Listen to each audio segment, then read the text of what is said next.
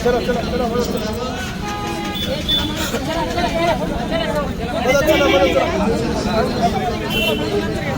तुमच्याकडे वेळ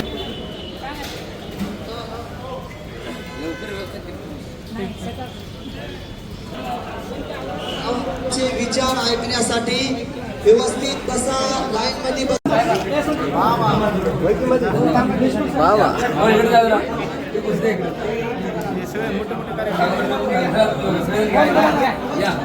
कोण कोणाला कळत नाही.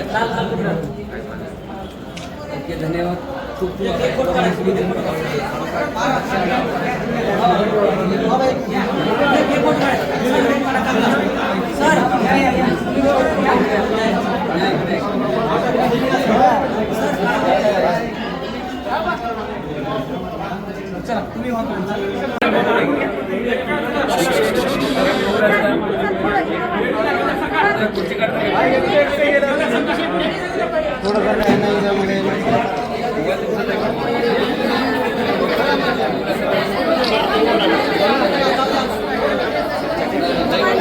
सगळेजण इकडे बघा.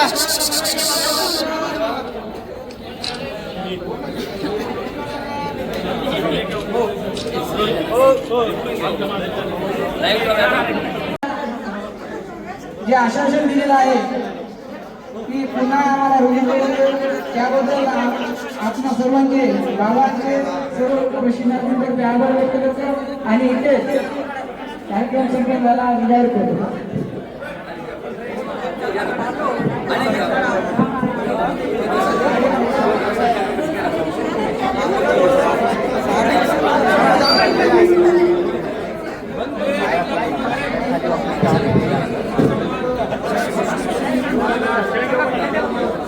आपलं नेतृत्व करण्याचं काम. आपल्यासारख्या तरुणांना आज रोजगार नव्हता, परंतु शासनाने एक रोजगार दिला आणि तो रोजगार पुढे वाढवण्यासाठी जो काही प्रयत्न केला तो तुकाराम बाबा महाराजांनी केला.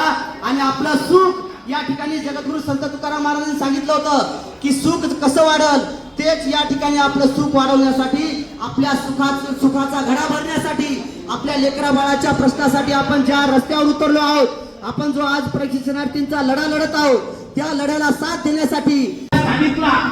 आवश्यकता असेल त्या आस्थापनेला वाटलं की आपल्याला या लोकांची गरज आहे, या व्यक्तींची गरज आहे, त्यावेळेला त्या आस्थापनेने निर्णय घेऊन त्या आस्थापनेनं ह्या प्रशिक्षणार्थीला त्या ठिकाणी कायम करण्यात यावं, हा मुद्दा त्या ठिकाणी आहे. आणि त्याच मुद्द्याच्या आधारावर माननीय बाबांच्या माध्यमातून आपलं आंदोलन चालू आहे. बाबांच्या संघर्षामुळे 6 महिन्याचा जो कालावधी होता तो थांबल्यानंतर सभागृहामध्ये प्रश्न विचारण्यात आला.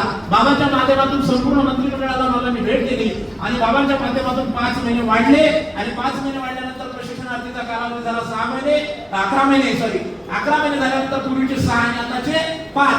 आम्हाला एप्रिल महिन्यामध्ये. धन्यवाद. जय बाबा. आपण सर्वांनी खूप चांगल्या पद्धतीने एक चांगला विचार केला.